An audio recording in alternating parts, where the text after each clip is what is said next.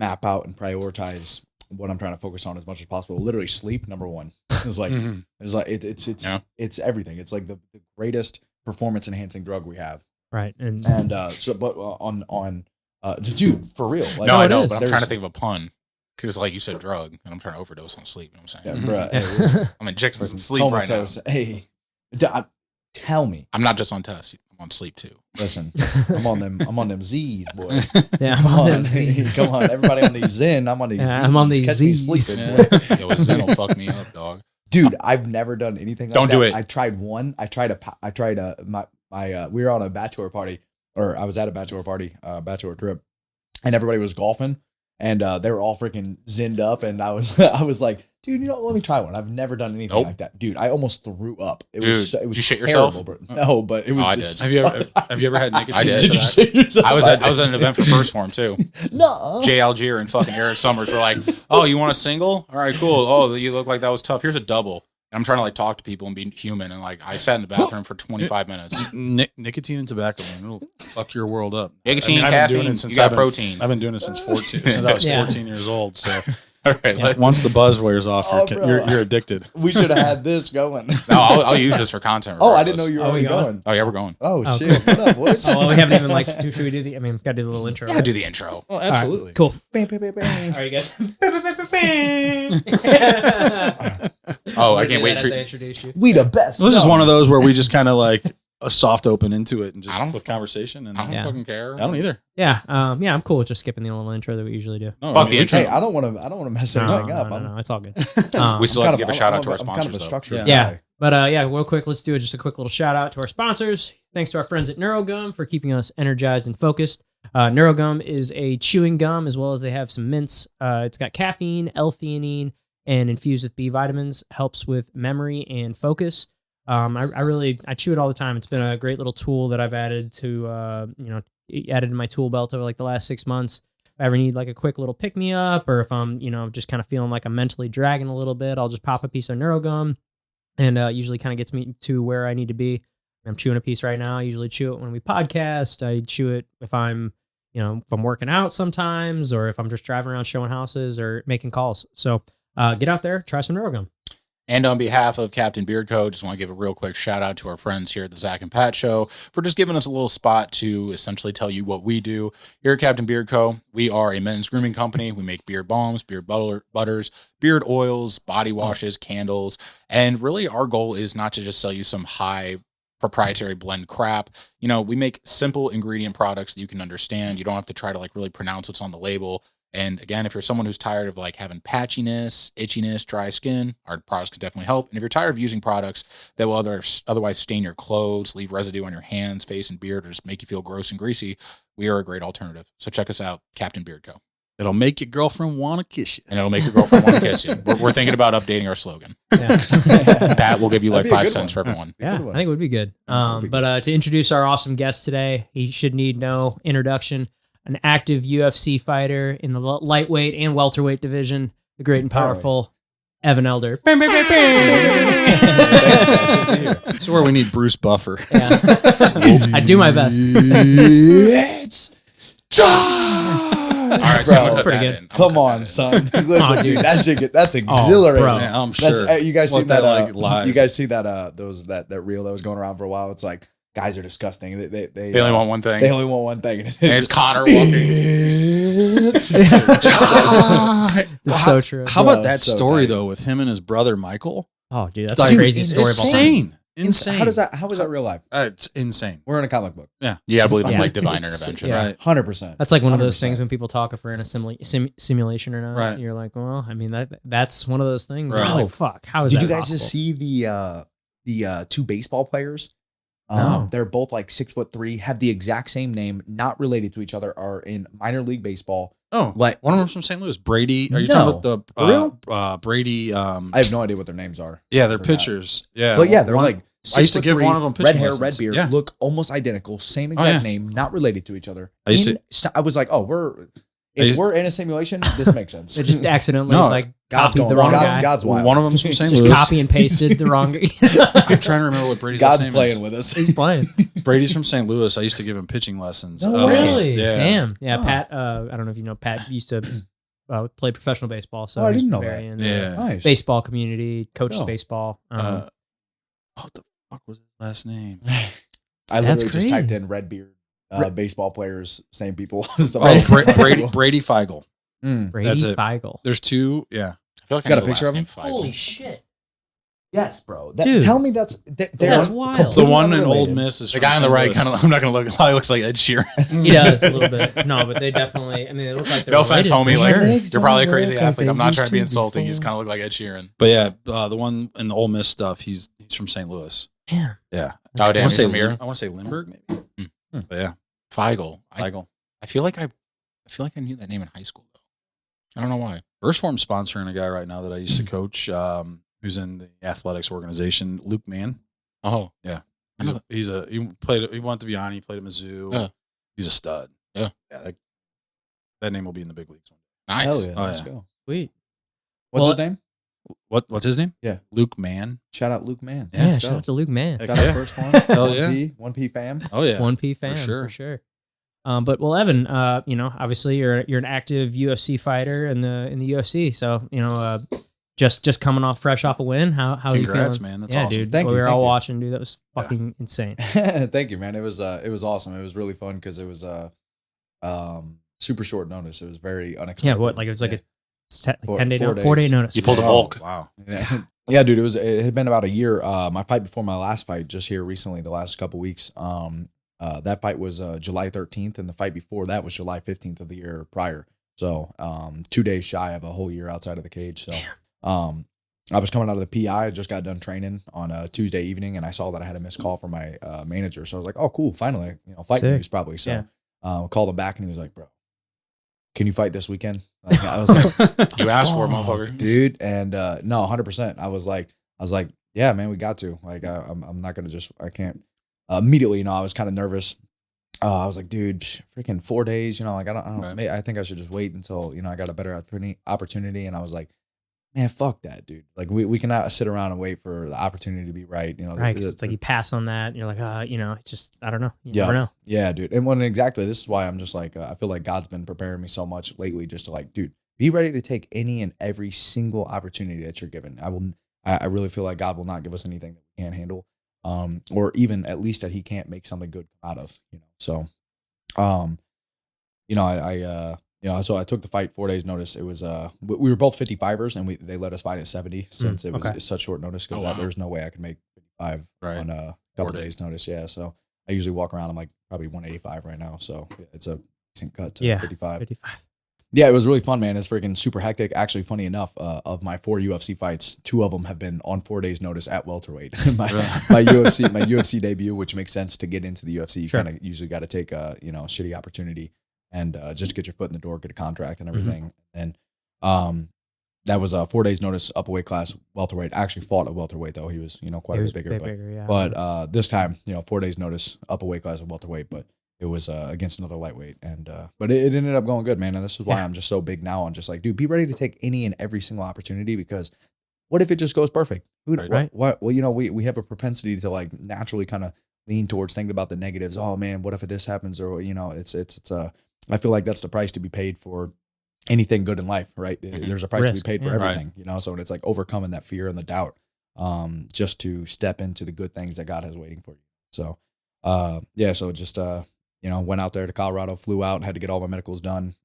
Super crazy, hectic day. Yeah, I'm sure. Couple medicals in the morning, flew out, had a medical there whenever I got in. Had to get my eyes dilated that day, so I was just freaking walking around blind all day. Took a video. Those stupid ass glasses they give you, they just like fold to your face. Yeah. but all the poster signings and medical, paperwork and stuff like that. So got it all done. Made the fight happen. Fight was sick. It was my first fight in an arena. So for the UFC, since I've been in the UFC, I've only fought at the Apex. So super What's dope. that like fighting in front of all those people? Bro, it's so dope. I was super disappointed actually at first because I was like, oh man, dude, my first UFC fight in an arena and I'm going to be the very first fight on the card. So I was like, oh dude, nobody's going to be there. Mm-hmm. And But it was packed. bro, I walked out through the curtains and it was super full already. And I was like, let's go. That's dude. awesome. Yeah, it was so sick, dude. The energy is unparalleled. Oh, So if it's a fight on short notice and you have to go to Denver, which the elevation is higher, does that like have a big impact on your cardio or conditioning or like the way you prep in those few days or anything like that? There's really nothing you can do on that short of notice, you know, to like prepare for that, Sure. for like the altitude change. You know, I guess, you know, it definitely plays a role, definitely has, definitely another component and, you know, just added to, all the crazy amount of variables that there already are going into a fight. But, it is what it is, you know, you get used to it, especially as a fighter, you know, Yeah. it's like we're What else are you training gonna to be Right. able to perform at our best, regardless of how we feel, no matter what. So, but that's what makes the fight different than anything else. You know, it's like, for you guys that if you've competed and everything, Mm. it's like the competition feel, the feel between Training and you competition, can yeah. train as hard as you want, and you just really can't mimic that competition feel. And the once that pressure and the adrenaline nerves. kicks in. Yeah, you know how you're playing, yeah. you know, stepping up to bat or you're in a pitch or anything. You know, Yeah, it's like when with the consequences or you know, I Exactly. mean, especially when you're physically consequent, like you know, your health is at risk. You know? Like that's yeah. I that's a love completely different Joe thing. Rogan says that, you know, fighting to me it's like one of the best analysis of what MMA is. It's like High it's level problem solving with dire physical consequences. Yeah, dude, 100%, dude. It's you're playing 4D chess with freaking every single time you get every single time you lose a piece off the board, it's like it's Right. damage. You know, I'm you're just throwing taking my more bones and at more your bones. damage. Yeah. So, but it's sick, man. There's nothing. You know, I love fighting so much because I think it's the most analogous thing to life. I think life is a fight for every single one of us. So, it's really dope to be able to practice in the physical. Because I think most of us, we're probably not just walking around getting fist fights everywhere we go. So most of us, our fights, Murph, you are? No. I was like, this is St. Louis. This is probably the highest concentration of people you could say that about. Yeah. No, it's St. Louis is a wild place, but for most of us, you know, most of our fights are mental and spiritual, you know, and I think that stuff's a lot more important than you know, learning how to fight physically. But being able to fight physically gives us a more tangible ability to understand how to approach fighting, you know. And you apply my favorite quote of all time is the essence of wisdom is to see the connectedness in all things. And it's basically just saying like your ability to relate one thing to another is like real wisdom.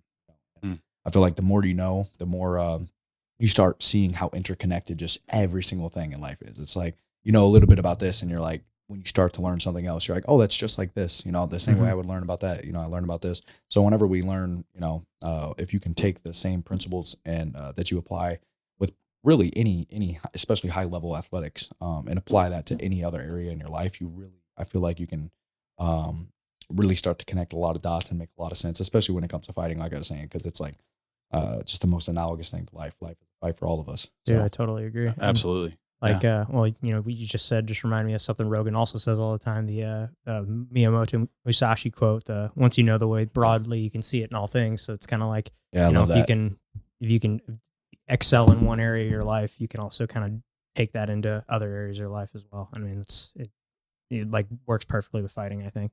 I mean, I'm not a fighter by any means, but I've been doing competitive jiu-jitsu now for several years, and I mean, that has changed me as a person for sure. It's definitely elevated my life in a positive way, 100%. Oh, absolutely. I mean, you see it with athletes. I mean, most athletes, even after they're done with their sport, wind up being successful in whatever they're stepping into outside of it, just because of what they've learned and gained, and not just the physical capacity, but the mental capacity as well, to be able to push through and handle those struggles that come along with being successful. And they know, most of them, they know what it's like to be one of the top 1% of what it is that they're doing. And they know what it takes to get there. And that's why, you know, you see it. I know a lot of a lot of times I'm recruiting athletes because it takes that special person to be able to do what it is that we do, even though it's not a sport, or because they've been there, they've done the work. Well, it's competitive spirit too. Yeah. I mean, this is one of those things that like I wish I had played sports when I was younger because I mean later on in life I got invested in some stuff like jujitsu and Muay Thai and whatnot. But it's like what that does for a person. Like I'm convinced my kids will wrestle. Like without a doubt, my kids are going to wrestle. go. They're probably going to swim. But it's not for the sake of them just knowing like self-defense or how to grapple or anything like that. It's like, no, I want you to know what it's like to work for something. And I want you to know what it's like to lose. I want you to know what it's like to get your ass kicked too. Because it's like, if you can come out of the other side of that, and I'm interested to hear your origins, because as long as I've known you, I've not really talked to you about it. If you can get it on the other side of that, dude, life's going to be pretty cool for you. it's like I've said before, like that. You were talking about favorite quotes, but like one of my favorite quotes is, have you seen the movie Green Street Hooligans? No, It's I a haven't. soccer gang movie. Really? Yeah, It's really good. It's really good. But like all-time quote is, once you've taken a few punches and realize you're not made of glass, you don't feel alive unless you're pushing yourself as far as you can go. I like that a lot. Yeah. Yeah, it's true, man. I mean, there's just like, there's no, whenever we're forcing ourselves to step outside of our comfort zone, face that fear. And it really is, it's really exhilarating, you know? And it's like, cause it's you're stepping into the uncertainty, the unknown. You don't know how it's going to go because you're kind of exceeding your previous limits. You know, that's why, it takes stepping outside of our comfort zone. It used to, whatever it is we know we're able to handle. And then when you step outside of that, we're going to start figuring out what we're really capable of because we don't know yet, you know? Right. And that's what I love, man. I'm just like, I'm obsessed right now with just, I'm like, I've learned just enough to know that I don't know anything. And I'm like super excited to be like, shoot, dude, there's so much to learn about everything, you know, how far I can push myself, how much I can learn and grow intellectually. And just every aspect and facet of life, you know, I'm just excited to push my limits. And it's like, if you're not, I almost feel like if I'm not uncomfortable, I'm not doing something right. You know, I'm just super excited to seek out that fear and uncomfortability. Cause I'm like, yes, I'm paying the price right now. I'm, you know, a lot of times the most valuable things in life, we can't put like a monetary value on, you know, relationships, peace of mind, healthy body, skills, all these things, you know, a lot of times you can't pay for them with money. You know, you got to pay for them, earn them. You got to earn them. Yep. And pay for them another way. So to me, most of the time we're paying for those things by, overcoming the uncomfortability, the fear, the doubt, the nerves, whatever. So, if I can just keep myself there all the time, I'm like, dude, I know I'm growing. Yeah. Well, outside of the gym, what are some things that you're doing for yourself intellectually, spiritually, emotionally that are causing you to push those boundaries? I'm trying to read a lot. You know, I think that's it's absolutely crazy that I've spent so much of my life just being such a degenerate, you know, in the sense of like I literally just didn't care about learning at all, you know, because I was just like, I just want to be the best fighter I can be. I don't need to learn anything. One day I'm gonna be the best fighter in the world and I'll pay for everybody to do all the thinking for me. You know, Right. Like, couldn't have been any worse mindset really. You know, I was like, thank God I had fighting to be able to keep me on some sort of track working towards something. And actually, you know what? I think it's unbelievably important to have goals, you know, set in life, you know, and whether, you know, like actually understand, you know, like, in depth about like goal setting and, you know, orienting your life or you know, planning out proper steps to achieve things, having a single goal. That's all I did my whole life. I got super, super fortunate that early on I figured out, I want to be a champion in the UFC. So I had this huge goal. Like it was really a monumental thing that it gave me some sort of direction to work in. I reverse didn't know. engineer it and figure out 100%. how do I get there? Well, I gotta go join a gym down the street from my house. I gotta start somewhere, you know, and like boom. I don't know. I definitely do want to get into like your origin story and kind of like how you got started. You know, because I mean I know a little bit because you and I trained together at Finney's, but like I don't really know like how you like where did you start training? Where was the first, like when did you first start getting into martial arts? Were you like, you know, Wrestling, Taekwondo kid as a kid? And when did it click that you're like UFC? This is it. Mm-hmm. Probably, I guess real quick to go back to what you were saying, you were asking about, you know, how I'm trying to challenge myself outside of the gym, you know, that to me is the best way to challenge yourself. Get on the mats. Like seriously, go get physically uncomfortable. I think that's the best way to challenge yourself because you'll really start figuring out, you'll see how quick your mind wants to abandon what you're doing. And then to me, it's like, well, let's analyze those thoughts. Let's get to a point of breaking and figure out what my mind's trying to tell me, what lies it's feeding me, why it's trying to get me to stop. Right. And then you can analyze those thoughts and figure out like, what's going on? Why am I having those thoughts? Or how can I rearrange those to, because I think our thoughts are our precursors to our actions, right? Like almost anything that we do for the most part, we're going to have at least some form of thought, whether it's conscious or subconscious, before we do it. You know, we're not just like walking around in zombie mode all the time. Some of us, you know, a lot of us are probably going through life a little bit more on autopilot than we would think, but still, that's still controlled by our subconscious mind. I think, you know, so we're still thinking about it in some way.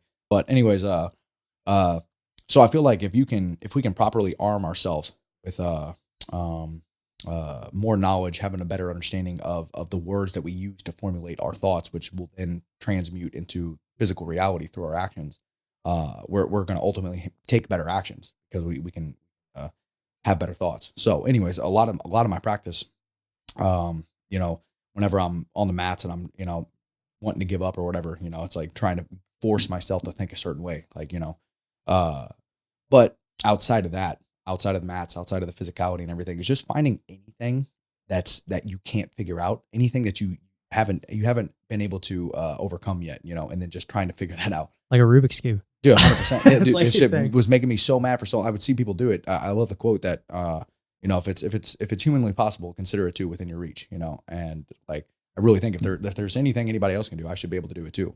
And not even from a point of arrogance or anything. It's just like, well, we're the same thing. It's attainable. Like I should be able to. It is my responsibility to be the greatest version of myself. And if somebody else can do it, I know that they're showing me, hey, this is possible. It can be done. And to challenge myself, I'm like, just want to figure out as many things as I can. And but always trying to find something that I haven't figured out yet. Like, shit, dude, I'm terrible at this. That's actually, and it's really hard. It's really hard to do that all the time because you start realizing how much you don't know. And I'm like, what the hell, dude? Do I know anything about anything? Right. And not really. So, but anyways, Rubik's Cube was a really fun one for a long time. I took, I got really sick for a little while. I don't know, into last year or something. And I was like bedridden for a couple days. So I was like, dude, this would be a perfect time to figure out this damn little Rubik's fucking Cube. thing. I watched a 10-minute tutorial. I watched a 10-minute video on YouTube of like the simplicity of all the algorithms. It's not that simple, but it was like a 10-minute video. I watched it for like 3 hours because it was taking me, dude, the way that you do the algorithms, if you get to the very last step, if you don't do that one right, you mess up the whole thing. So it took me like 3 hours to even solve it the first time. And, but then I was just like so relentless about it. I was like, dude, I'm going to figure this out. I know I can, but it was pissing me off because I couldn't do it. And, it's funny that, I feel like the hard work that I put in on the mat, directly translate to be able to do the things intellectually because it just takes effort. It just takes not giving up. Seriously. Like I'm not a smart guy. Like I said, I put zero effort into learning about anything ever. Whenever I was growing up, I just wanted to learn how to fight and that was it. So that was like the only thing I was learning about. And, but anyways, Eminem has a line and I think it's Rap God, but he's like, I bully myself because I make me do what I put my mind to, and I love that. I really, that's how I think about it, dude. I'm just like ruthless with myself when it comes to like being able to figure something out. And I wasn't able to get this. And I was getting so frustrated trying to do this Rubik's Cube. So much so that I was like, man, fuck this, dude. I'm not doing it. And I was like, but immediately I was like, fucking pussy, pick that thing back up. Don't give up. Are you kidding me? That's what it is. You're quitting. Like you're quitting right now. You just quit in a fight. That's 100%. It's the exact same thing. And so I was just like, just keep going, and eventually you figure it out. And that's awesome. And it's sad that I think we're talking about it before, but it's kind of sad how our society's kind of catered to that quitting mindset. It's the society as a whole. It's been going downhill, in my opinion. Yeah, unfortunately, I think there's a huge tolerance for weakness. It just breeds more and more. It's just and it's coming from a guy that I really do feel like I'm very empathetic. I really believe my purpose is to positively impact the world and other people's lives as much as possible before I go. So I care tremendously about everybody and as much as I can, and but I feel like I've figured out enough about myself that I would used to do things that I thought were making me happy that just lead to long-term unhappiness, Like what? Just anything that's immediately gratifying. Usually there's a cost for everything. Like we were saying, right? There's just like weird duality that takes place with every single thing ever. And I think it's this beautiful design by an intelligent creator that's like, that way we can even understand what's good, the difference between good and bad. If everything came easy, it wouldn't even be worth achieving. There would be no there would be no pleasure to derive from any of it, because there was nothing to overcome, nothing to no gratitude through earning it. 100%. So anyways, I think that damn. Yeah, like you said, it's the instant gratification. So yeah, it's weakening people. Yeah, society. Yep. Yeah, I love that. I love that little. I don't know if it's a quote or a poem, but hard times create strong men create easy times create weak men hard times. Yeah. So, yeah, dude, I see now how much just discipline. I really think, David Goggins says discipline is a great equalizer. Right. I really believe it is. Like I was saying, like, I'm not an intelligent guy, and I've had a lot of people tell me like, oh no, you don't give yourself enough credit, and I think I am way more intelligent now, and I don't think our intelligence is just something that we're subject to. Like, oh well, I was born dumb. It is what it is. I would have been fucked Like seriously, I was like as dumb as it gets. But it's a skill just like anything else. It just takes practice. Problem Anything. solving. Yeah. 100%. And I just think there's just so much benefit that you get mentally and just spiritually from doing hard things. It doesn't have to be, fighting in a cage. It could be, cycling, like just doing something that really challenges you, something that's really like physically hard. And physically for sure. Cause I think that's just, I think the best way to train our mind is through physical, actually that's what I've seen a lot now with my training. I used to think that I was like really getting my body in really good shape whenever I was pushing it to the absolute limits. And now I realize that was much more for my mind, to get my mind ready to a place to go there, to be able, because you want to quit immediately. Like there's a lot of times you walk on the mat and I'm like, well, not feeling this today. I'm already kind of tired. And you it's got like a bad day, you just get this guy doesn't normally take me down. He just took me down. Yeah. Like, And then it's so easy to let your mind spiral out of control. Mhm. Start looking at all the negative things. Oh, fuck, man. And then start creating excuses like, you know what, man, I just had an off day. And it's like, man, fuck that shit. Figure it out. Right. There's no off days. Like Right. don't have bad days, especially when it comes to, I've been so fortunate because when it comes to for me having this goal of being a UFC world champion, it's like, to me, it's like I don't know if there's really anything harder in the world to try to achieve, in my opinion. Is one of the hardest things I could do. So I'm very fortunate that I just happened to align myself with something that was going to demand the greatest version of myself. So it was like every single instance of every single thing ever matters, really. And, like I said, I didn't always think about it that way because I just always thought, what I did on the mats was all that mattered. But now I'm just like, dude, who you are off the mats directly impacts who you are off the mats, and the same thing vice versa.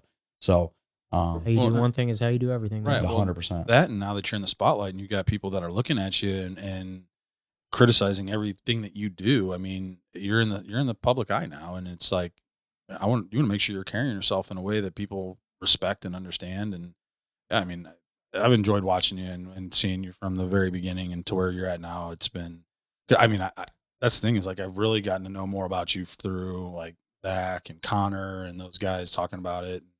Yeah. I mean, it's awesome having you here. And I think I can speak for all of us. And this is why we do our podcast, because we want to get messages like this out there. We want to be able to spread this kind of positivity to men to realize like, hey, this is what you need to do. Like, these are the things that as a man, this is what you have to do to live that life. And I think you're a great example of that. Well, thank you, man. I really appreciate it. Yeah, That's absolutely. awesome. Thank you. Absolutely. Speaking of that though, with I'm sure everything I just said was probably sounding kind of rough and tough or whatever. And honestly, it is. I think that I think love is tough. Yeah. It's like everything in life is like we're saying, we've been probably freaking beating a dead horse saying it's like there's a price to be paid for everything. Right. And you really have to you got to work hard at good things. Good things require effort. And that's why the tolerance for weakness is so dangerous, because you think that you're by letting somebody else, including myself, I think that the relationship we have with ourselves directly impacts the relationships we're able to have with other people. And that's why it's important to be. I love the quote: "Be strict with yourself and lenient with others." Right? Because I've seen how weak and futile my efforts can be to like putting towards improving myself, and how many flaws and how much of a failure I can be at times. And it's like, but I don't think I am a failure. I don't think I'm a bad person. I just think that we're all inherently flawed. And, but anyways, to me, I have to be super strict and disciplined and diligent with my approach to bettering myself, because I know I've seen it over and over and over again. The more leniency I have with slacking off, tolerating weakness, it breeds more of it. I find it easier. If I take a day off The of the gym, cancer. it really is. Yeah. And it's like biggest one for me usually is probably food. As soon as I'm like, as soon as I have a little bit of achievement, I'm like, oh man, I just The day I already fucked the day up. Yeah, Might as well dude. just, that's my whole mentality. It's like, 100%. If there's I a go- guy who's on point about his nutrition and who has no problem showing it to you, Thank you. I mean, bro, I see the oatmeal, I see the blueberries. Everything. Thank you. Yeah. I mean, I tried to, man, as stupid as this may be, I love the quote too. It's, nothing tastes as good as healthy fuel. Man, I really couldn't agree with that anymore. I'm like, it's good. Last night I had literally probably one of the best meals I've ever had in my life. What'd you get? It was Twisted Tree or Oh, something. It's my favorite. Or something. Bro, Bro, it it's was my- banging. it's like I've my never go-to had that. spot. That's like the Yeah. steak of St. Louis. Yeah. Dude, it's my favorite banging, place in St. son, Louis, yeah. crazy. Oh, yeah. But anyways, I don't like ever eat sweets really, because to me now I'm just like, I love feeling good so much. Well, especially just training. I'm just so addicted to just trying to be better. that whenever I'm doing everything right, with my nutrition, exercise, everything else, it's all symbiotic. It's like our body, our brain, everything else is just one giant machine. So it's like you got to take care of yourself physically, mentally, and spiritually. And when you do, they it doesn't just add up; it compounds. It really does. And so, anyways, last night though, dude, I was like, I don't hardly ever eat sweets, so they ordered a dessert. It was like this brownie, it's cookies and brownie, and then some ice cream on the side. Diabetes special. I literally stood up whenever I took a bite, and I just stood up and was Couldn't do walking it. around. I was like, get the fuck out of it. Dude, this is drugs, son. Drugs, Yeah, sugar bro. is a drug, bro. Dude, and I sat there and I was like, dude, I'm just having one bite. That was it. And then Yeah, right. I was like, Oh, Yeah. bullshit. dude, but it's just so hard. And that's what's scary. And that's why, man, anything, we have to monitor anything and everything that we do to the best of our ability. And we also have to be, like I said, strict with yourself, and it's all about, depending on your goals and how good you want to be. Yeah. That's actually one of my favorite things. I motivate myself with, like, how good do you want to be? Right. I'm trying to be the best. I'm trying to be the best that I can, because, like I said, it relates to every single thing else I do in my life. So, I think fighting, mixed martial arts is my vehicle to reach my maximum human potential. I don't think that there's hardly anything else in the world that forces you to be, the greatest version of yourself more so than that, and most other high level athletics or just performance in general, I'm sure I would imagine being an elite level CEO of some freaking Fortune 500 company or something is like, dudes have probably got ice water in their veins, it's Sure, like they're sure. savage level individuals, but It's different. so it's but it's all the same too. It is different, but it's all the same. I kind of look at it like the recipe for success is probably pretty similar across the board. Like, if you want to be really, really exceptionally good, you're going to have to be really disciplined. You're going to have to be really consistent. You're going to have to learn consistently, knowledge. I don't care if you want to be the best crocheter, McDonald's employee, Right. UFC fighter, CEO. It takes the same shit. You're going to have to work hard, consistently learn, be disciplined, take care, manage your relationships. Like it takes everything. And so the greatest, the best you can do. And any and every single one of those fields, like it all applies and accumulates into the entirety of of our character. Who we are. Absolutely. Yeah. Well said. Yeah, for sure. But anyway, I would love to get into like kind of like how we earlier mentioned, like how you could tell us how you started. Oh, Like, yeah, my bad, let's my hear bad. the kind of how your come up. Like when did you first start training? What kind of led you on this path that you're on now? So really, like ever since I feel like been a calling on my heart from God for as long as I could possibly remember. Remember watching the fights with my stepdad. He was a big UFC fan. We used to always watch the fights together and stuff, and just be like, and imagine that being you up there one day, and I'm like, dude, I'm gonna do it. Like that's like I felt like right away for some reason God put a calling on my heart. Like that's it. That's my purpose. I'm gonna be the greatest fighter in the world. That's my calling, And so, anyways, him being a slightly knowledgeable MMA fan, he wanted me to wait until I wrestled. So he wanted me to wrestle first, but the school that I was at, Hillsboro, at the time didn't offer wrestling until 7th grade. So I had to wait until my 7th grade year. I was about 13.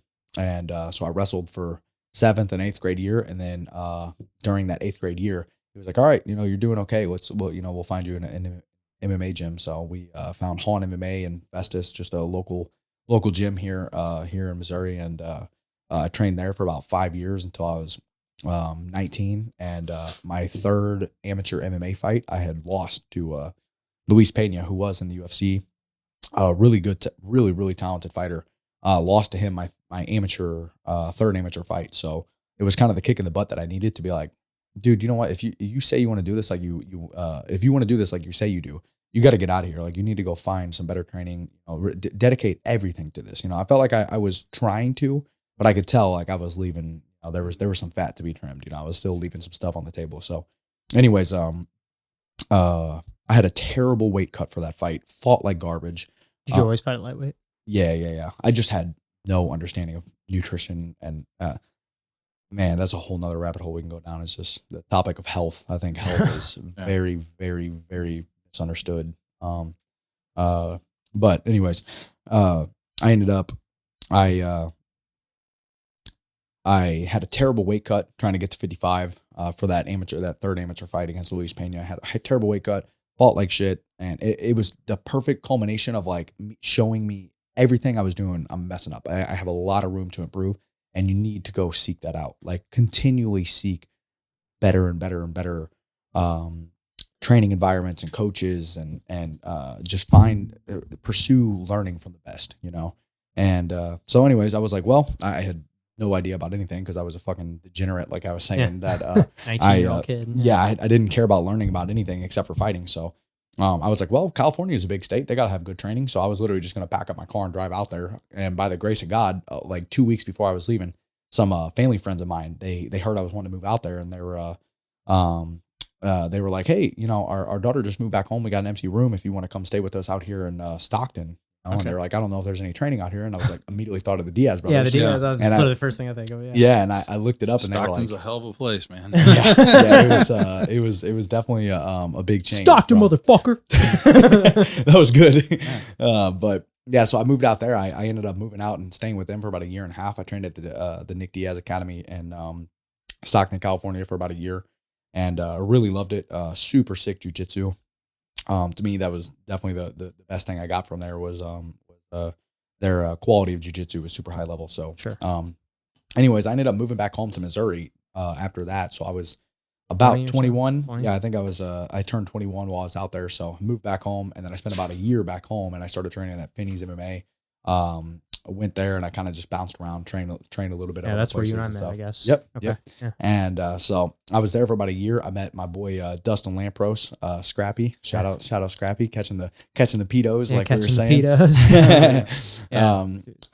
Yeah, go check him out if you can. 561 Predator catching.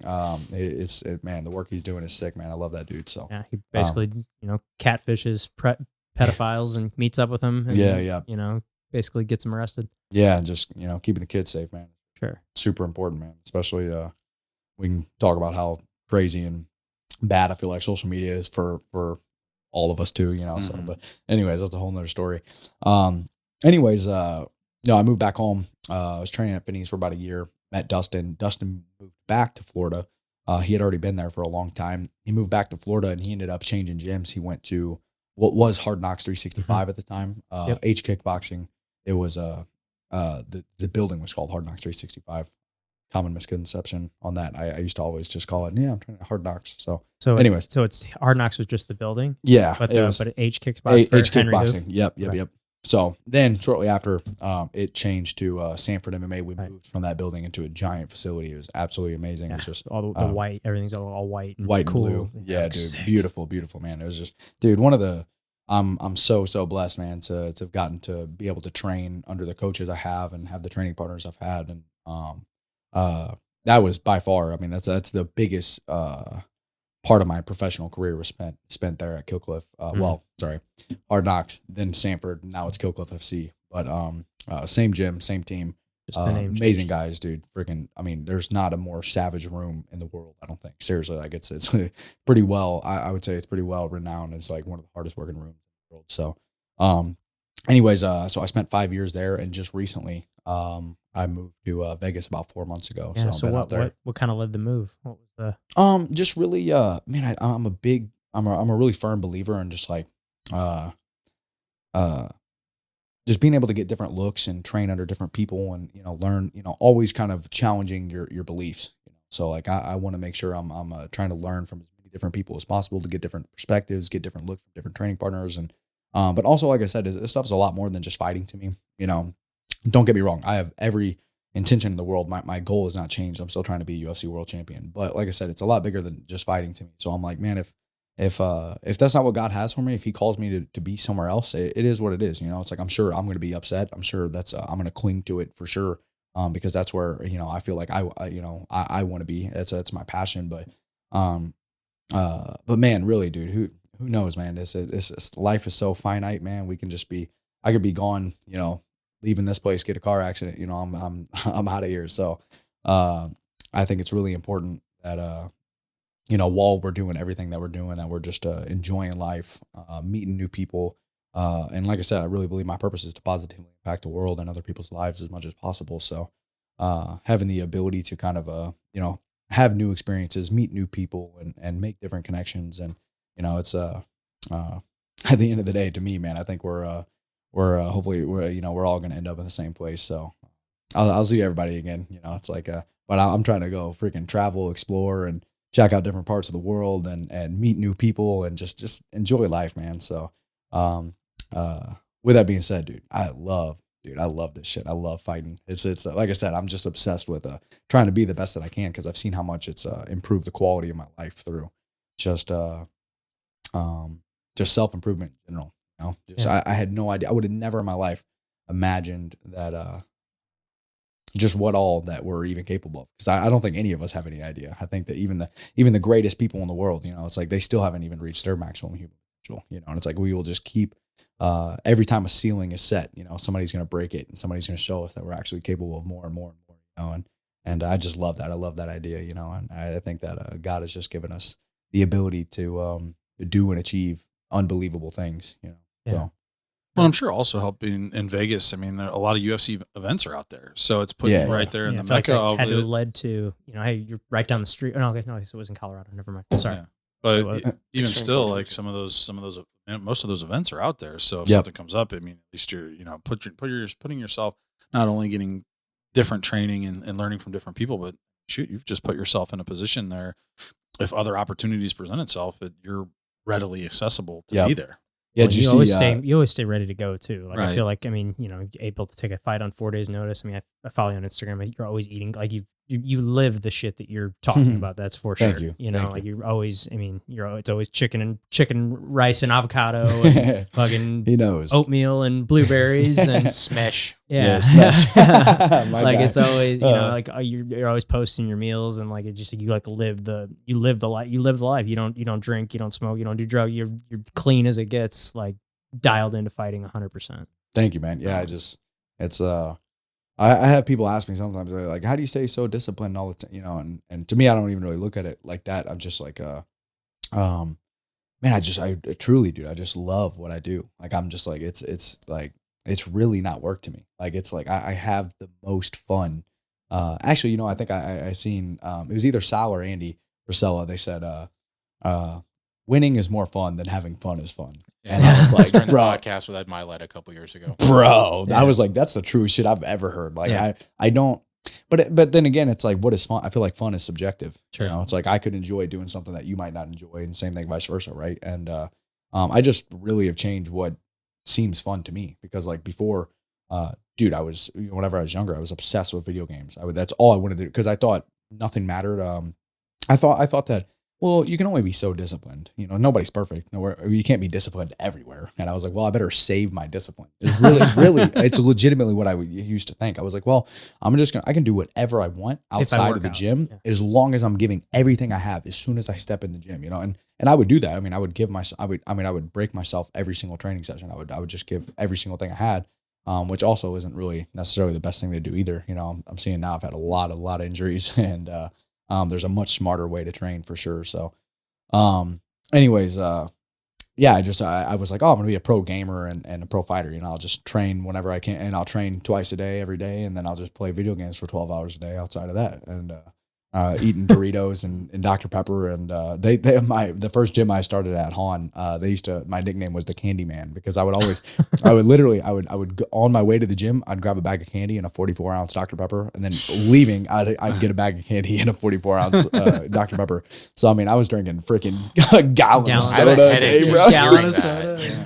Dude, I don't know how I functioned. I really don't. And it's so funny because I'm the complete opposite now of like, oh my gosh, I was poisoning myself, like legitimately. And, but thank God, he made us very resilient and very adaptive, and we can get away with doing wrong things for a long time. But man, yeah, just that's a huge thing. I'm really big on now. It's just health in general, just taking care of. Like I said, it all plays together: mentally, physically, spiritually. If something's lacking, it's all the foundation and part of our fundamental the core of who we are. So. Yeah, thank God that I cleaned that up. I'm not drinking. I don't hardly ever drink soda anymore. But dude, I will say, just like I was saying with with that chocolate cake and ice cream or whatever the heck we were having the other day, it was freaking drugs, dude. I mean, I'm like, oh my gosh. You take one bite, you can't insane, not get dude. another one. Insane. But like to me, every once in a while, I remember, I think 2 fights ago, we went out to In-N-Out Burger after my fight, and my little brother was out there in Vegas, and shout out Logan Nungester. I hope that he sees that and he'll love it. But he was we were in Vegas or whatever, and we went to In-N-Out Burger, and he was drinking a Dr. Pepper, and I was like, bro, let me get a drink of that. That sounds good. I just got done fighting. I took one sip, and I was like, nope. Oh my God, that's so good. I was like, no wonder people can't stop drinking this. Like, no wonder. Dude, it's insane. But it's like, but having the discipline, that's why discipline to me is just so important, dude. Because it's like, you'll figure out later on, you'll start to, like, you don't know what you don't know. So like, there were so many things I was doing that I was like, I didn't even know it was so bad for me. They're just natural things that people do here. It's like, it's part just of our culture, norm. like drinking a gallon of soda. Like there's a ton of people out there that do that every day. And it's like, well, I'm not an athlete. I don't need to use my body. I'm not like it's, but to me, I'm like, we're all athletes. It's like, seriously, like if you're going to be living any life at all, like unless you're 100% sedentary, you're going to be up and moving and walking. I don't care if it's you're walking to your car, or walking you want to be able around to the do office it as long as possible too. Like the people that are, as they get older, it's like, I feel like it's super detrimental to people in their older age, just being able to move around. Well, I mean, at the same time too, it's like, you don't know what you don't know. Like, okay, First Phorm sponsored athlete. Do you use OptiGreens? Mm-hmm. Okay. How did you feel before you were using OptiGreens? I mean, not nearly as good now. Most people walk around with really poor gut health, and they don't know what good gut health feels like. And so the first time you introduce them to the right kind of foods, tropical fruits, probiotic rich foods, like, oh, wow, I feel great. Yeah. But it's one of those things that you have to have the desire to do it for yourself. Because if you put that green drink in front of me, I'm not excited to drink it. It tastes earthy. It's just, I'm not, as much as it's good for me, I don't like it. But it's definitely in a soda. It ain't no soda. It ain't no Dr. Pepper. Ain't no energy drink neither. But all the same, it's like, I think it's something we said the other day. It's like, you've got to have a reason to for yourself. And you've had that. One of the things that I love about watching your journey is just like the amount of humility that you show. And I think that's why you're going to go very, very far. Like when it comes to staying humble, what is kind of like the constant reminder for you? And also like, where do you think guys go wrong in your sport with losing their humility? Well, first off, thank you. I really appreciate that. It's really kind. It's honest. Thank you. Yeah, dude, to me, I guess just growing up, I always believed that, that's what, as a martial artist, you have to, dude, it's just such a humbling sport. To me, it's really easy. Like, I don't think about like, oh, I need to try to be humble. It's just, bro, I get humbled every day. I walk in the gym. Like literally, seriously, I'm like, as soon as you start thinking you're good, and it's like some dude's just gonna come in. You get caught. Seriously, it's like it's you never have time not to be on all of your shit. You got to be doing everything right all the time, and still then I'm still getting beat up. I'm still losing. I'm still failing, and it's like, dude, I don't have nothing figured out. So to me, it's really not that hard for. But again, it's because I challenge myself so much every day. I think so. Just challenging yourself, getting to know yourself. I think that's something that I really think that so many of us truly, because I think I've really come a really, really long way on getting to know myself.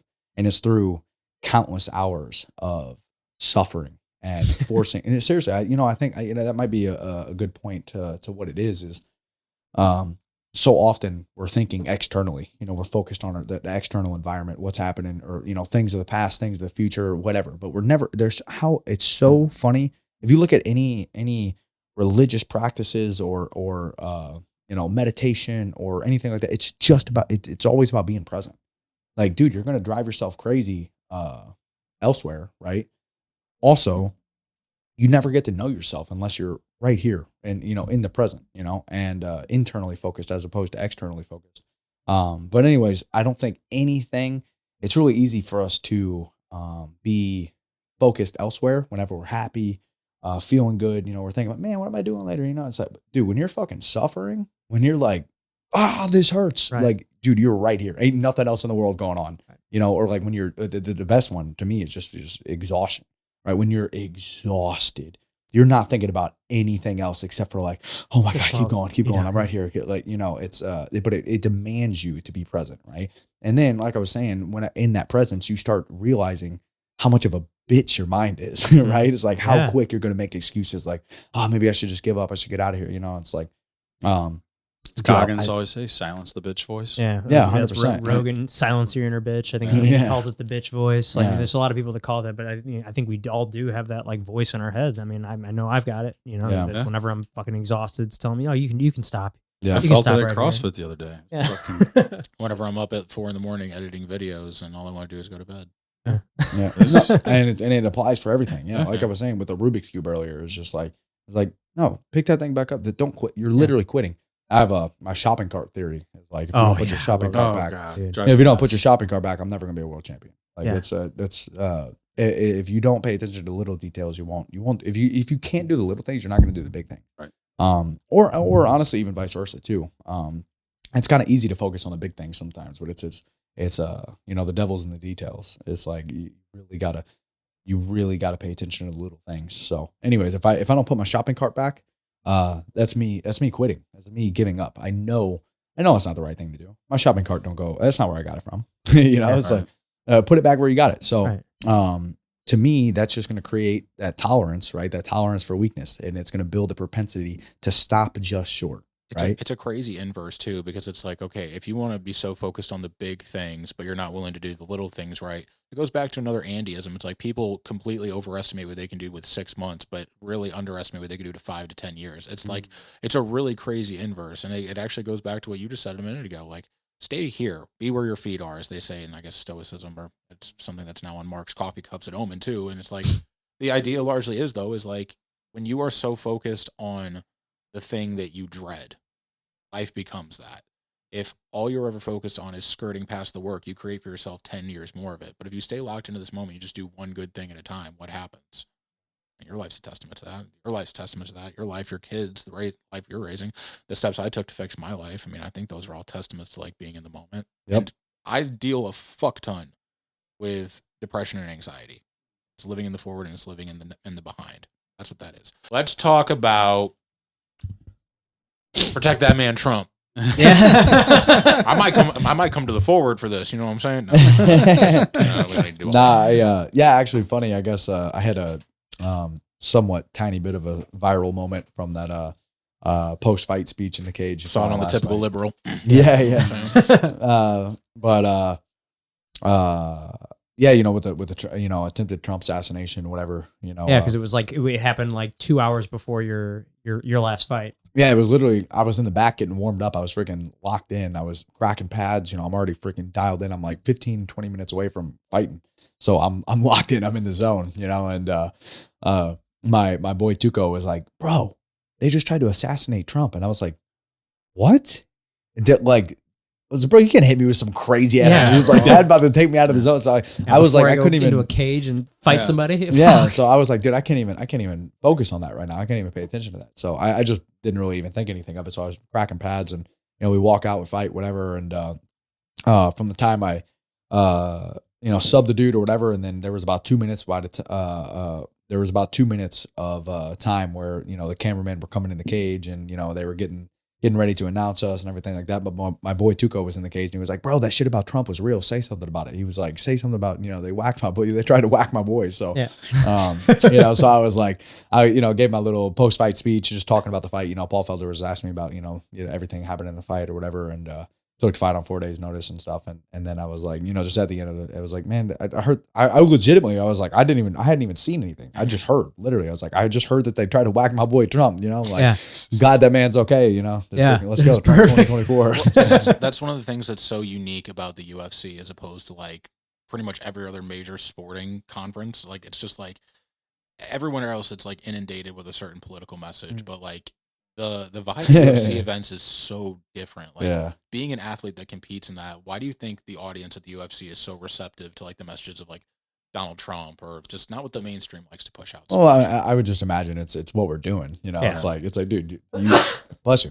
You're watching a bunch of barbarians. But football, modern day gladiators. Still, No, it's true. It's I guess maybe there's just a lot more professionalism around like the NFL. Less corporatism within the UFC. Yes. And I think Dana White has a ton to do with that. I think Dana's the absolute fucking man. So I forgot who it was that he called out. He said something about Trump, and they came at him and said, "You can't say that. Like, fuck you. I can say what I want. Yeah. If that's the case, you're not going to advertise with us anymore." Yeah. It was some sort of sponsor. I think it was sort of bike company. Yeah. Maybe Peloton. Yeah, it was Peloton. Was it? Yeah, Yeah, pretty sure. But he was like, yeah, dude. I mean, that's He's what's pretty so open. nice, I remember man. there's a It's video. just He's like, do we have any Pelotons in the gym? yeah, Get yeah, those yeah. fucking things taken Remember out. Pelotons? Yeah. Fuck those fucking things. Yeah, no, Yeah. it was like that video of him like, yeah, do we have any Pelotons down the hall in the gym? And he's like, yeah, we'll go get those. We're getting those taken out. You know? yeah, you know. I mean, it's cool. I think that, yeah, I think that also it's just like they give us the freedom to just be whoever we are. It's like, dude, you do whatever it takes. I think people also kind of just have an understanding, maybe not, I don't know, of just like what it takes to get in the cage. You know, it's a pretty crazy moment. You know, so it takes a lot to get in there, and you know, just do whatever you got to do to get that shit done. You know, Right. and be the person that you are. And I think that that's a lot of times, you know, when it comes to fighting, it's like it's the truth. When you step in the cage, man, what was done in the dark, what we brought to the light. You know, when those lights turned on, we're gonna see what got done in the dark. You're gonna see what you're made of. What, you know, because it's easy to talk, but we're gonna see who's really about it. You know, and a sick example of that. I love the not this last fight, not this previous fight, but the fight before that was my first win in the UFC. I started my UFC career 0-2. So my first fight was short notice up a weight class, got beat up, you know, went to decision, lost.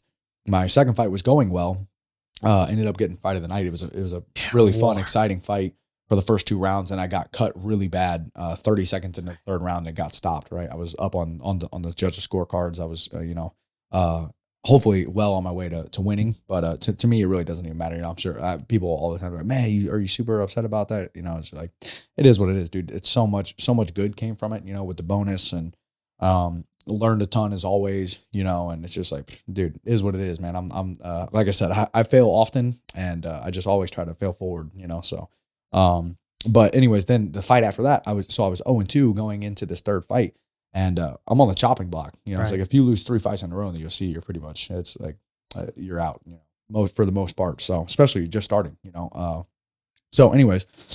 The guy I was fighting was also 0-2, and he was had 2 really good performances also, but lost both, you know, and was like, so we were both same boat, yeah, same exact boat. We were both 0-2 going into this fight. Really tough, exciting fighting styles, and good matchup. And I guarantee we were both thinking the exact same thing the whole entire fight camp of like, him or me. It's when I step in that fucking cage, I'm putting everything I have into this fight camp, because when I step in that cage, I refuse to leave without getting my hand raised. I guarantee we were both thinking the same thing. So then we get in the cage and we're standing across the cage, looking at each other eye and eye, you know, and it's just like, let's see who meant it. Let's see who means it more, you know, and it's like, this is the truth. Let's figure it out, you know, and man, I love that shit, dude. Goosebumps, bro. But yeah, I mean, it's sick because it's, that's why I think it demands us to be great. You know, it's like you can slack off in you know, a lot of things and still get away with stuff. And I think a lot of times in a fight, you know, those even just the littlest things, you know, you can be winning a fight, doing everything perfect, and you make one little mistake. I mean, You you get saw caught it with for it. Edwards and Usman. I mean, Yeah, Right. exactly. Usman was beating Yeah. the shit out of him. And Yeah, for 4 rounds. yeah, one kick. But now Mhm. talking about humility again, it's like, you know, they kind of put off Bilal in that fight for a very long Yep. time. And then it's Yeah. like, you know, they're like, hey, are you going to give Leon a really quick rematch? Like, no, let him earn it another 2 or 3 years, because he's how Yeah. long he made me wait. Like, that's what humility is, Yeah. man. And Yeah. like, speaking of which, real quick though, like after that moment of like, it's him or me, how was after you had won, how did he like congratulate you? Like, what was that moment like? Because, you know, we talk about Oh, yeah. humility being a Right. sportsman. Like, what was that kind of like? Yeah, you know, we were both pretty banged up. My leg was beat to shit after that fight. He kicked me in the front of the shin, the calf, like Those calf kicks, bro. 15 times. I couldn't walk for like almost 2 weeks. So, anyways, he was getting checked out by the doctor, so I went in and talked to him, you know, check on him, say thank you, and you know, he was super cool. You know, shout out Gennaro Valdez, great guy. So it's excuse me.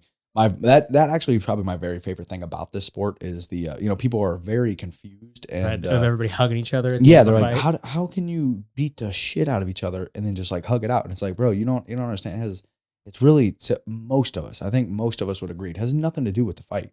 It's like it's the demanding of greatness from yourself, like Thank you for bringing that out of me. yes, You know? man, we're forcing each other to be better. There's very So few it's- times that you see it like an end of fights they're not embracing. Right. Well, Yeah. even the bat, like, you know, and I think a lot of it's for show when those guys are sitting there going back and forth, you know, at the weigh-ins and the conferences and all that. I think it's all for show. Yeah. At the end of at the end of it, I mean, they really. I remember the two Diaz McGregor fights. Like, then those two like dapped up and hugged. And now, when it was McGregor and Khabib, that didn't happen. Yeah, I mean, there's definitely some instances where people just don't, even after the fight, they definitely still don't like each other. I feel like right. Leon and Bilal didn't say what's up to each other after that. I mean, look at the Nate Diaz Masvidal boxing fight recently. Like, that didn't end cool. They weren't cool with each other at the end. I didn't even see it. I didn't know. I mean, just there's a lot of like those examples. Could be Connor. I mean, but yeah, there's definitely times where there's real beef. But most often, I think, like, I would say most often people are like dap it up. You know what's cool though is even a lot of times at the end of those matches with like real beef where they actually don't like each other, squashes it. Even if it doesn't squash it, they pay respect to each other. They'll walk over, shake hands, fist bump, give each other a hug, whatever.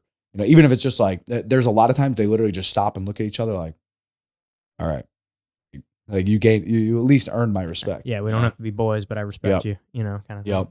Did Cheeto Vera ever say what's up to Sean O'Malley? I think there's still some beef there. Yeah, I'm pretty sure. But I think there's respect, but I think there's still some animosity for sure. Yeah. Because I think Cheeto came out like the next couple days and like saying that he was like greased up and shit, and I was like, there was like no grappling in the whole fight. Who's Sean about to fight? Marab. Yeah, Marab in the Sphere. Yeah. Shout out Marab. I've been training with him a little bit out in Vegas. Oh, really? Yeah, dude. Talk about, bro. He seems like that. Talk about nice humility, guy. Bro. That dude is one of the coolest fucking people I've ever met in my life. Really? Seriously, like one of the. I believe it. Bad dude. That's a bad motherfucker. He's a bad dude. He's a super bad dude, but just such a kind guy. Like, it's so dope. To me, that's the coolest thing in the world. Is like seeing those two things together is just like an exceptionally bad motherfucker. Like uncommon amongst uncommon, and still goes out of his way to be kind and cleaning the mats, all these things. It's just like respect. Yeah, super respect, So shout out Marab. Yeah, Marab's dope dude. I mean, he's a dude, he's dope got dude. A gas tank like fucking Yeah. I'm sure you've experienced. Yeah. I mean, he's a freak. Yeah, no, I'm excited for that monster. fight. I'm a big Sugar Sean fan, so Yeah. Me too. I really am. Yeah, I think Sean O'Malley's one of the best strikers in MMA. Yeah. I love his feints, his footwork, just crisp everywhere. I think he's one of the most calculated guys. Mm-hmm. It's really easy to get lost in the fight. Just of fighting, because it's so crazy. And there's so much value to simplicity, because like when you try to overcomplicate stuff, it's too easy to there's too many moving parts. It's too easy to mess up any of those moving parts, and it kind of leaves you susceptible to your opponent's offense. So there's a lot to be said about simplicity. Sean O'Malley, to me, keeps it pretty simple, but it's he's pretty elaborate with his feints, his footwork, setting his traps. Yeah, dude, he's just so calculated. Like he's just like so well thought out and meticulous with his training. Like, just tell. Well, and it's just like him being in his like body type for that weight class too. I mean, he's like, I think he's like 5'11" at 135, which is like super long. It's like it's gotta be hard to replicate that in the gym. For training partners wise, I would imagine. But also one thing that he does that I've listened to his podcast. I've been following him for a long time. He does a lot of the stuff that you're preaching right now about bettering yourself, self improvement. Huge on like meditation practices and he very, very big on recovery and sleep. I think we were talking about that before the show, and like he's like, I think he's famously said, "I got the best sleep in the UFC" or whatever. Like, but dude, it's serious. I mean, bro, it's and I think, man, it's actually almost crazy. It's almost unreal. Well, to me, anyways. Maybe I make more of it than it is, but the more I know now, the more I see, it almost seems unattainable. Like how the amount of variables that go into being a UFC world champion is insane. Like, I'm like, how could you ever do it? Dude, it is unbelievable the level of person that a champion is, And to me, it's super dope because that's what I've always pictured in my mind. That's what I've always strived for. That's why I try to hold myself to a standard of excellence on and off the mats, in and out of the cage, is because, like, to me, that's what a champion is, And it's like, and I think that almost every single champion, like we were saying earlier, you don't know what you don't know, So it's like, it's hard to even tell how great some people are because you don't even understand how many levels there are to it. The more levels that I see, the more levels I get, the more I level up, the more I see, wow, those motherfuckers are legit. They have given everything to be where they're at. And they figured out some things. They've worked so hard, mentally, physically, spiritually, emotionally, that they've figured out things that other human beings just probably will never, ever figure it out. So anyways, yeah, just unbelievable, tremendous amounts of respect for, absolutely. And I mean, being in that, and I mean, is there a fighter, speaking of all those fighters, is there one that you like in your mind that like is your favorite, or someone that you like look up to or want to emulate or be like? I mean, to me, GSP, George St. Pierre, has always been like kind of my GOAT. I just think he's the most cerebral fighter. And to me, his understanding him a little bit more gave me a whole different shift in my paradigm on like the way I view the fight game. I think it's so much more intricate than ever than I at least previously gave it credit for. I thought it was, it's just hard work. That's it. Whoever works the hardest is going to get the shit, and it's like hard work comes in a lot of different forms. I think the hardest work of all is thinking. And that's why so few people do it, and I think that, to really outwork people, dude, when it comes to a high level, especially in MMA, when you get to like the UFC, especially, everybody is a killer. Everybody is an elite level savage. Like the work ethic every single one of these people have is just ridiculous, So you're not, that by itself isn't going to necessarily separate you at that level. So I think the hardest work of all is thinking. That's why so few people do it, right? So if you're really going to climb the ranks and separate yourself when you start doing the hard work of figuring out intelligently how to be better all the time. So yeah, I think that's really kind of the biggest thing. Yeah. Well, one thing I wanted to ask you, what I know this is kind of a ways away. Have you thought about, but just, there's a timeline on, or I don't know what the right word would be, but I can't fight forever is basically what I'm trying to say. Do you have an idea of like what you plan on doing after fighting? Yeah, dude, I can't wait to try to be the best coach in the world. Just going to be the best coach. I can totally see you doing that. I can't wait to be a coach, man. I think, like I said, I really believe my purpose is to positively impact the world and other people's lives as much as possible. And there's been very few people in this world that I've came across that have had the ability to impact my life the way coaches have. And so I think I really have a great opportunity to hopefully impact a lot of people through that. First I'm going to try to be the best fighter I can be. Like I said, my goal of being UFC world champion is still 100% my goal. So I'm going to try to be the best fighter I can be, so then I can transition to being the best coach I can be.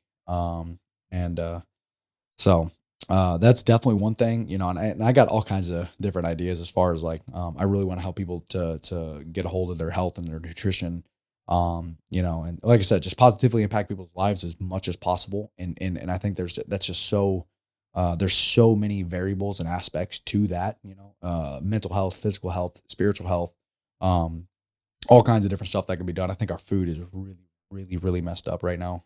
So I would love to get involved in some way to be able to kind of help people understand the importance of like truly healthy eating, help people with their mindsets, figuring out how to apply martial arts principles to everyday life. I think, the especially when it comes to like traditional martial arts, some of the day one stuff you learn, right, is respect, humility, camaraderie, hard work, discipline, all these core values. I think that's why it's like, I think every single person ever should train martial arts. I don't think hardly anybody should fight. Fighting is really dumb. It really is. It's really dumb.